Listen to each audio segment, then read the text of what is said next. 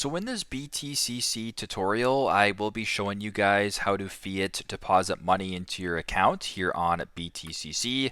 So once BTCC is opened up, go to the bottom left and select Home.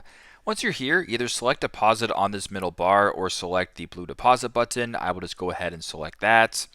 Once you're here, where it says I want to buy crypto, do fiat deposit. This means you can fund your account with USDT, with MasterCard, Visa, or e-transfer. I'll go ahead and select that. Once you're here, you can choose the method of payment. So there's e-transfer, there is Visa or MasterCard. So whatever one works for you, you can go ahead. For this example, I will just exit out of here. It'll default to e-transfer, but if you wanted to change this to MasterCard, you can do that as well, whatever works. You can also go to the top here and do your amount. So if you wanted to do 100, you can, or 200 to 500, whatever, you can select it, and you can then choose the currency. So I'll just go Canadian dollars to USDT, and if this looks good, go to the bottom, select buy, and then you can fiat deposit that way. So that is how to fiat deposit money into your account on BTCC. Thanks again for watching, and hope this helps.